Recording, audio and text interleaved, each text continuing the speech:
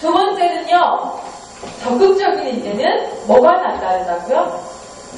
적극적인 인재는 뭐가 남다르다고요? 네, 태도가 남다릅니다. 태도라는 것은 우리가 그 짧은 상황에서 보여줄 상황들이 뭐 아주 많지는 않아요.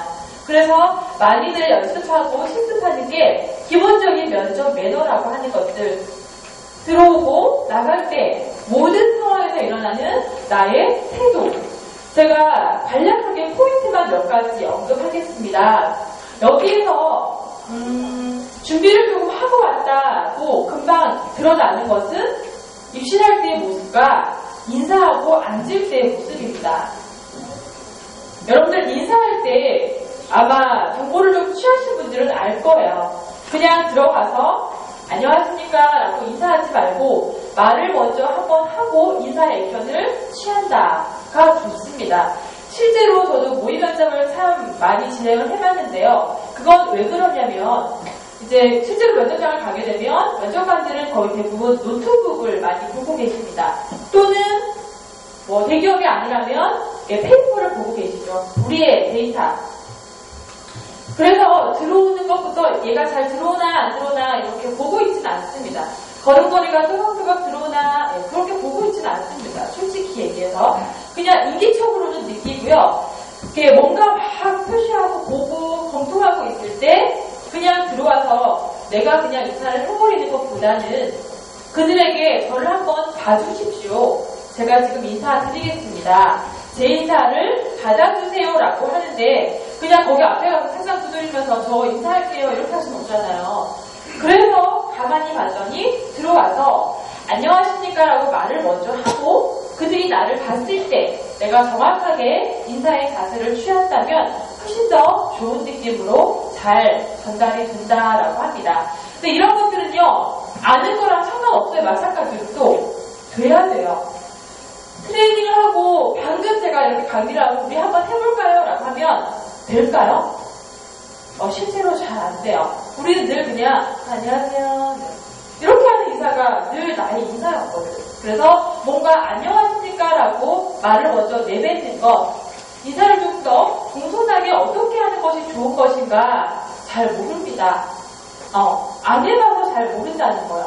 한번 거울을 보거나 아니면 촬영을 해서 보는 방법 굉장히 유익합니다. 여러분의 시선과 제스처는요 어떻게 하는 것이 좋을까요? 일단 먼저 시선을 얘기를 한번 해볼게요. 그 이미지에 있어서 우리의 그 기본적으로 인사나 제스처가 두 번째로 나왔습니다. 면접관이 한 분이면 그분을 계속 보는 건 어렵지 않겠죠. 그분을 볼 때 우리는 어디를 보는 게 좋을까요? 이마, 미간, 인중, 턱, 넥타이에 막 내려옵니다. 제가 또 충분히 여러 과정을 거치고 실험을 해본 결과 면접이 진행될 때 어느 한 곳만 계속 보는 건요 시선이 그렇게 긍정적이지 않아요. 그러니까 눈만 계속 본다는 건 별로 좋지 않습니다.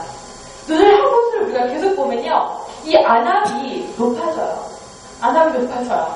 그 안압이 높아지면 어떠냐면요 동공이 좀 수축됩니다.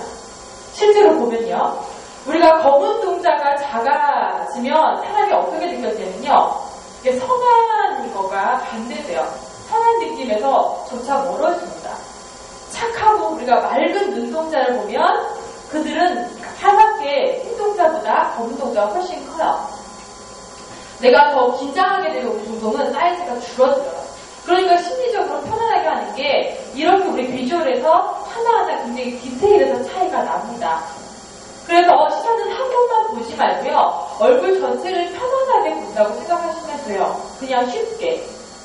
우리가 브라운관에 연예인들이 나옵니다. 연예인들 나오면 연예인들 누가 보지 않잖아요. 브라운관 전체 보잖아요. 전체를 보면 되고요. 만약에 면접관이 세 분이 계십니다. 세 분이 계세요. 가운데 분이 저에게 질문하셨어요. 그러면 나의 시선은 어떻게 하는 것이 좋을까요? 네? 가운데 분 계속 얘기하는 동안 계속? 여러분 이제 이 정도는 정보 알고 계셔야죠. 어떻게 보는 것이 좋다? 시선을 골고루 맞춘다. 왜냐면 이분이 개인적으로 나한테 궁금해서 질문하는 게 아니기 때문에 모든 분들에게 나의 의견을 정확하게 전달할 수 있어야 한다.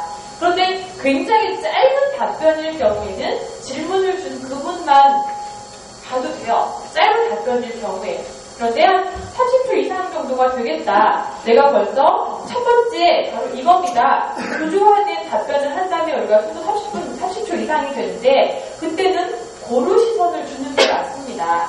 그런데 그 고루를 어떻게 주느냐? 또 골고루 주라고 하니까 막 이렇게 봅니다. 제가 왜 그런 이야기를 하냐면 문장님 네 정신없어요. 거기다가 움직이지 말라고 하니까 눈만 또 이렇게 봐요. 그 기계도 완전히 그게 아니라 어떻게 보냐면 한쪽을 보더라도 최소 10초 이상입니다.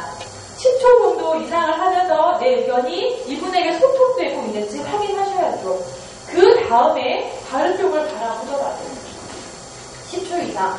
그래서 질문을 가운데 분이 주셨다면 처음과 마지막의 시선은 그분을 향하는 것이 가장 좋다는 거죠.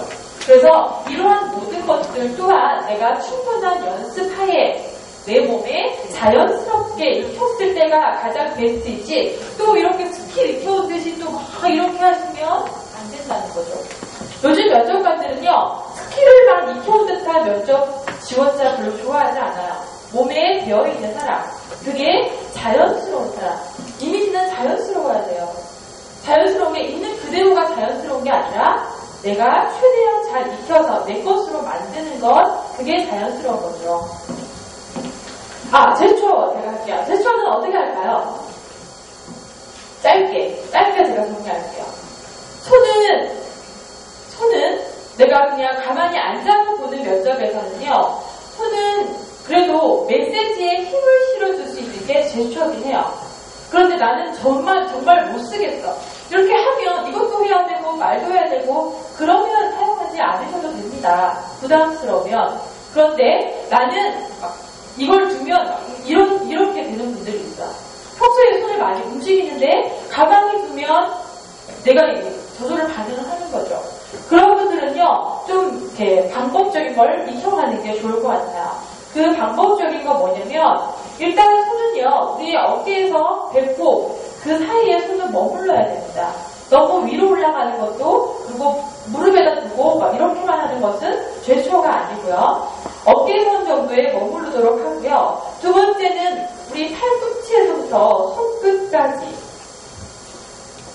관절의 꺾임은 없는 것이 좋아요. 그게 이렇게는 안 된다는 거예요. 그래서 관절의 꺾임은 가능한 두지 않도록. 그 다음에 내 손은 많이 벌어지지 않도록. 손이 이렇게 벌어지는 분들 좀 많거든요. 손은 가지런히 이렇게 모읍니다. 그렇다고 또 모으라니까 또 막 이렇게 해요. 네, 편안하게. 그런 다음에 중요한 건 이거죠. 메시지와 일치되는 게 제스처입니다. 그래서 메시지에 힘을 실어주는 도우미가 이 제스처예요. 그래서 막 말할 때 이렇게 막 아무 의미 없이 이렇게 하는 제스처가 아니에요. 말 그대로 의미가 없고요. 이게 혼란스럽기만 합니다. 듣는 사람이 이게 지금 무슨 말을 하는 건지 의미 없는 거는 소용이 없다는 거죠. 과거에서 내가 경험에서 비롯해서 지금 내가 현재 위치에 있다.